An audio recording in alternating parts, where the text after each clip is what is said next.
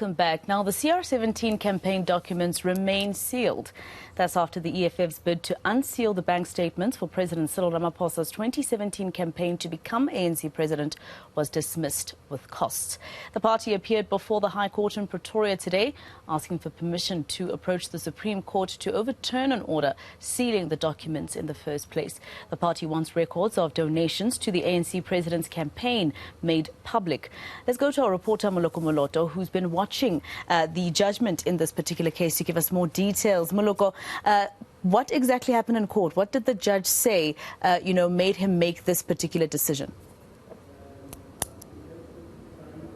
So, Marcelo, today it was the appearance by the EFF and, of course, lawyers representing the CR17 respondents as well as the Financial Intelligence Center. So the EFF's main purpose for coming to this High Court today was to make an application for leave to appeal the 2021 July judgment by Judge Kasim Sadiwala. You would recall in that judgment he essentially ruled against the EFF and essentially confirming an earlier directive. I think it was in 2019 when the Deputy Judge President of the North Gauteng High Court, Obrile Dwaba, gave a directive that the Financial Intelligence Center records, which essentially contain the details and financial details and banking details of people who were donating to the CR17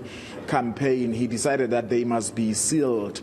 So the EFF, of course, later came to court, and it was in 2021 July that Judge Sadiwala dismissed an application by the EFF. So the EFF came back today to say, Judge Sadiwala, we think you have erred, and we believe that another court, either a full bench of the High Court or the Supreme Court of Appeal, would possibly rule otherwise. But there were obviously arguments with the EFF saying that this is in the interest of transparency and openness, and it also argued that there was actually a judgment by the Constitutional Court which had been brought forward by Amabungane, and the Constitutional Court ruled in favor of Amabungane, wherein it actually said the Executive Ethics Code, by virtue of it not compelling the members of Cabinet and the President not to divulge the financial assistance even for their contestation of political party positions, was unlawful. So they were relying on that particular argument, among others. On the one hand, the Financial Intelligence Center's lawyers said that the suspended public protector, when she actually provided those records to the Register of Court, she had wanted those to be made public, and that was in violation of the applicable legislation. And of course, then the judge, Masero, really did not take long. Immediately after listening to the reply by the EFF, after the lawyers for the FIC as well as the lawyers for the CR17 respondents made their arguments, the judge did not even go back to the chambers to decide. He immediately said he is not convinced, and he therefore dismissed that application by the EFF. Let's listen to Judge Sadiwala. Have considered the submissions by both parties, and I'm indebted to counsel on both sides for the comprehensive and detailed submissions that have been made for this application for leave to appeal. I've considered the merits of an application and the given the nature of this application and where it comes from, I'm satisfied that there are no prospects of success by the matter if the matter was dealt with by a different court, and therefore the application is dismissed with costs.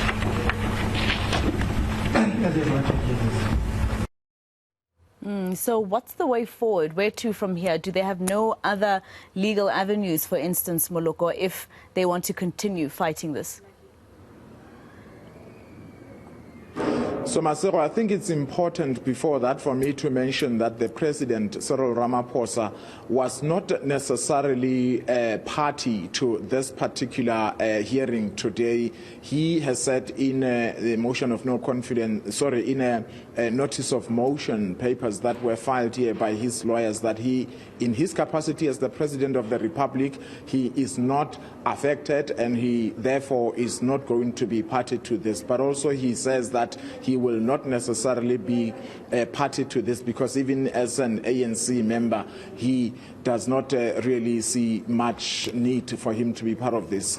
But his lawyers were obviously here to observe. So in other words, the people who were opposing this were the FIC as well as the people who were running the CR17 campaign. But it's important to mention that the president was part of the CR17 campaign, although his lawyers argue that he was not involved in the day-to-day running. Now, as for the recourse for the EFF, yes, in as far as this particular High Court is concerned, this is end of the road. However, the EFF can still approach the Supreme Court of Appeal directly and petition and convince the Supreme Court of Appeal to say we still believe that these are the reasons we believe that the High Court judge has erred. Of course, that will be dependent really on the strength of their argument before the Supreme Court of Appeal, because definitely the lawyers from the Financial Intelligence Center and lawyers for the CR17 respondents are likely to oppose such a potential application before the Supreme Court of Appeal. Marcel. All right, eNCA reporter Moloko Moloto live for us in the High Court in Pretoria.